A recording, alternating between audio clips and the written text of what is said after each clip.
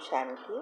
आपका प्रश्न है कि मुरली में आया कि आत्माओं को व साधनों को वृत्ति की विधि बना देते है। इस कारण ऐसे करे वैसे करे, इस जैसा करे, इस विस्तार में समय और मेहनत ज़्यादा लगती है, क्योंकि किसी भी आत्मा और साधन को अपना आधार बना लेते हैं। अब ये समझना है कि जो बाबा बोल रहे हैं, सागर और सूर्य से पानी और धूप मिलने की बजाय कितने भी साधनों के पानी से आत्माओं जो आधार समझ सकाश देने से बीज फलीभूत नहीं होता। उत्तर है, परमात्मा माना बाबा यही कह रहे हैं कि हर एक बीज को पानी और धूप चाहिए। दुनिया में भी पहले तो खेत को तैयार करना पड़ता है, फिर फर्टिलाइज़र भी डालना पड़ता है, और रोज़ जितना पानी और धूप देते हैं उस अनुसार फल मिलता है। ऐसे ही बाबा कहते हैं कि हमारे जीवन में कोई भी चीज़ चाहिए, चाहे कुछ स्थूल चीज़ें हैं, चाहे सेंटर पर वृत्ति करनी है या बाबा के बच्चों की वृत्ति करनी है, तो सिर्फ साधन या आत्माओं का सिर्फ आधार लेते रहते हैं। ये करे, उसको पूछे, साधन के बिना ये नहीं हो सकता, ये अगर होता तो ये हो कर सकते। ये साधनें और आत्माओं को आधार जब हम बना लेते हैं तो उससे बीज का फल नहीं निकलता। इसीलिए बहुत मेहनत लगती है, समय भी बहुत जाता है। तो बाबा कहते हैं कि जब तक आप बाबा से शक्तिशाली किरणें ले और बाबा के ज्ञान जो बताया है उस ज्ञान की विधि अनुसार रोज पानी दे, तभी ये फल निकलेगा, तब तक नहीं निकलेगा। साधन और आत्माओं का आधार लेने से दूसरा ये भी हो जाता है, हम देह अभिमान में भी आ जाते हैं। जो आजकल हो रहा है, लोग साधनों के पीछे, चीज़ वस्तुओं के पीछे पड़ गए हैं और अंदर से खाली ही रह रहे हैं।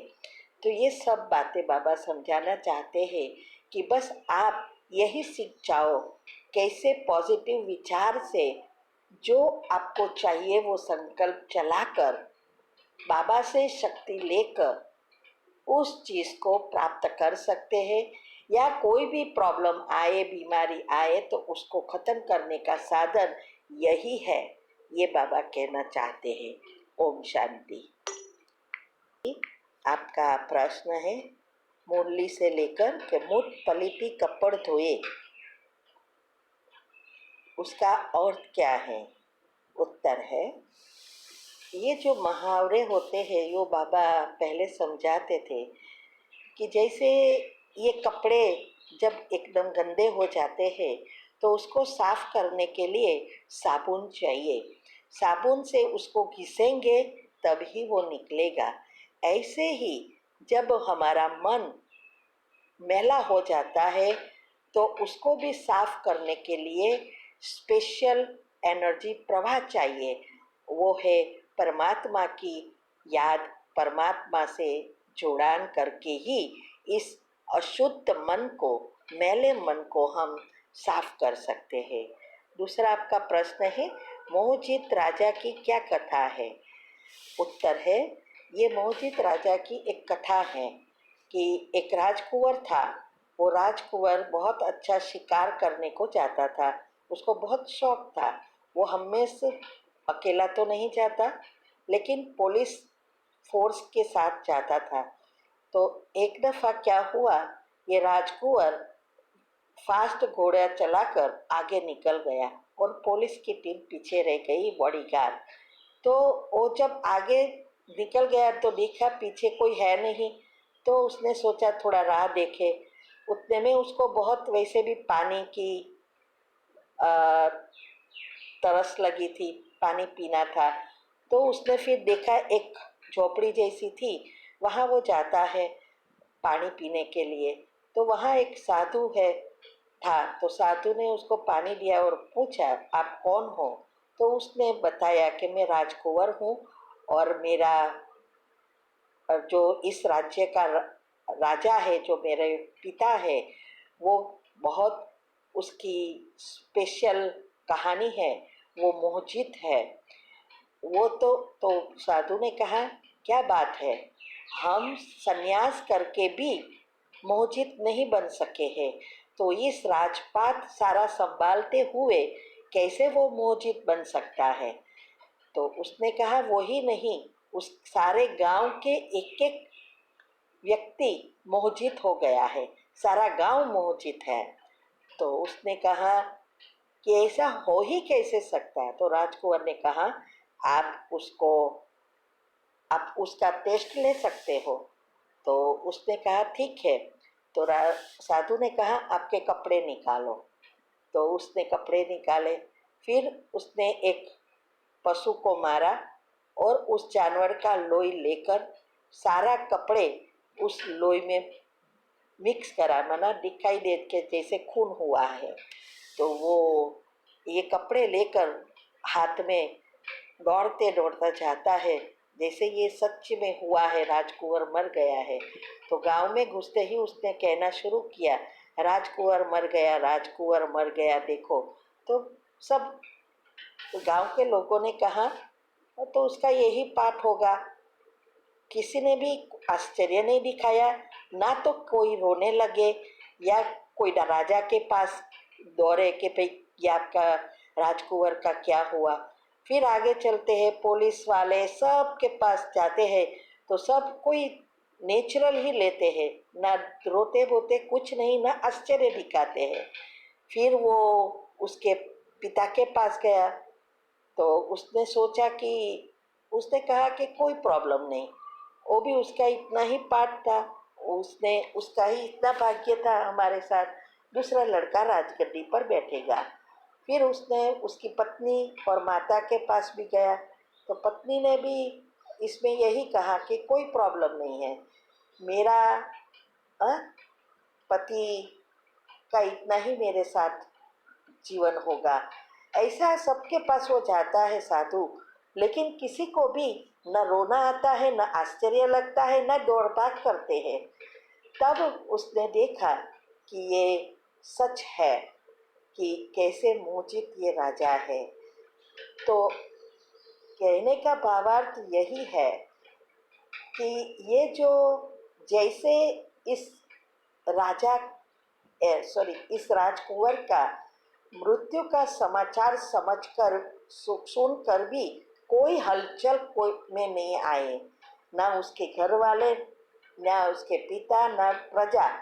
ऐसे ही बाबा कहते हैं हमें ऐसे मोहजित बनना है। कोई भी जीवन में कोई भी परिस्थिति आ जाए, मृत्यु सुध आ जाए या कोई भी हमारे प्रियजन की भी मृत्यु हो जाए, तो हमारी ऐसी अचल अडोल अवस्था चाहिए, तभी हम अंतमति सुगति कर सकते हैं। तो ये प्रेम सबको करना है, लेकिन मोह किसी में भी नहीं रखना है, ना कोई वस्तु में, ना कोई व्यक्ति में, कोई भी चीज़ में मोह नहीं रखना है, लेकिन प्रेम सबको करना है। ये बाबा का कहने का भावार्थ है।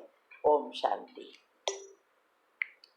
आपका प्रश्न है कि आपकी एग्ज़ाम है और मुझे इसमें पास होना है, और अगर सब जानते हैं कि हम बीके से जुड़े हैं, भगवान आया हुआ है, तो सब कहेंगे भगवान आया है, तो ऐसा कैसे आप पेपर क्लियर नहीं किया?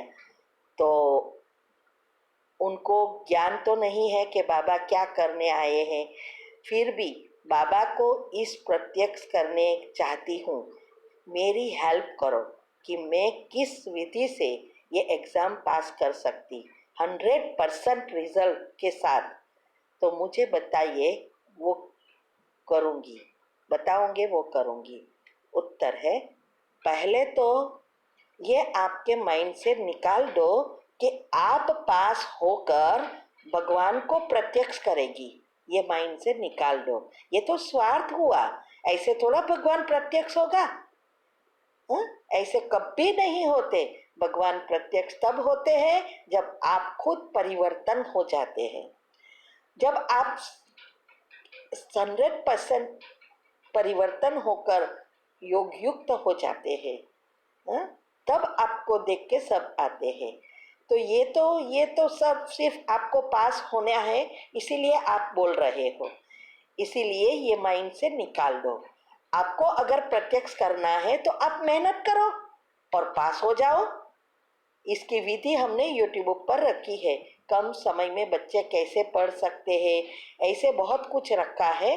और रोज योग सुबह में करने के बाद सुबह में पढ़ना शुरू करो, रात को नहीं पढ़ो, और मन को भी इंस्ट्रक्शन दो।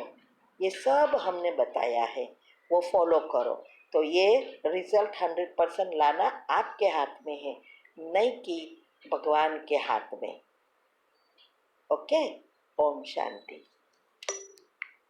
आपका प्रश्न है, एक साथ मेरे संस्कार बदलने के तीव्र पुरुषार्थ ना करके पहले सिर्फ ब्रह्मा कुमारी के ब्रह्मा मुहूर्त में उठकर मेडिटेशन करके नहाने धोने के नियम पालन करके दिन भर 10 बार बाबा की श्रीमत में रखकर बाकी के पॉइंट कुछ टाइम के लिए साइड में रखकर क्या संस्कार बदल सकती हूँ? किसी के साथ इतने में भी कार्मिक अकाउंट सेटल करके सब लोगों के साथ मीठा और श्रीखंड हो के रह सकती हूँ। सिर्फ सकारात्मक और संतुष्टता ला सकती हूँ। उत्तर है, देखो, ये जो चीज़ हम बेचते हैं वो रोज यही करनी है, और एक एक आपको रोज चेक और चेंज करना है कि भाई कौन से संस्कार है। आज जैसे गुस्सा आया तो दूसरी बार हमें ध्यान देना है कि गुस्सा आए तो हमें क्या करना है, कैसे शांत रहना है, ड्रामा और कर्म की गुह्य गति को कैसे यूज़ करना है। ऐसा करके रोज चेक और चेंज करते रहना है। तो ये सब आप करेंगे तो धीरे धीरे आपकी जितना बायोलॉजिकल क्लॉक सेट होगा, दिनचर्या मनचर्या सेट होती जाएगी, उतना आपकी सकारात्मकता बढ़ेगी। क्योंकि सकारात्मकता तभी बढ़ेगी कितना आप दिन भर में नेगेटिव बातों से व्यर्थ से बचते हैं और पॉजिटिव भरते हैं, उससे सकारात्मक बन सकते हैं। और संपूर्ण संतुष्टता तब आती है जब हमारे योग अच्छा लगता है और संचित कर्म भस्म होते हैं। तो योग में पक्का होने के लिए जो भी हम बेचते हैं वो करते जाओ, और संपूर्ण संतुष्ट बनना कोई मासी का घर नहीं है। वो तो आपको रोज चेक करके चेंज करना पड़ेगा एक एक चीज़ को, कि भाई खाने का कैसे कितना मन होता है, चीज़ों का कितना मन होता है, फ्रेंड को मिलने का कितना मन होता है, परिवार है तो उसके बिना कैसे रह सकते हैं। ये सब रोज चेक और चेंज करते करते करते जाएंगे, तब ये संतुष्टता, संपूर्ण संतुष्टता तो हाईएस्ट स्टेज है। जब आप सातों गुणों को पार कर देंगे तो रोज करने से ही, अटेंशन रखने से ये सब नेचुरल होएगा, तब तक नहीं होता। सब इसके लिए ही मेहनत करते हैं, क्योंकि संपूर्ण संतुष्टता का अर्थ ही है नस्तो मोहा, डिटैच। या तो आप ये जो हम बेचते हैं वो सब करो। कितने ग्रुप में हो आप? सब ग्रुप में हो, पहले तो ये चेक करो कि कौन से ग्रुप में है, कौन से में नहीं हो। ओके, ओम शांति।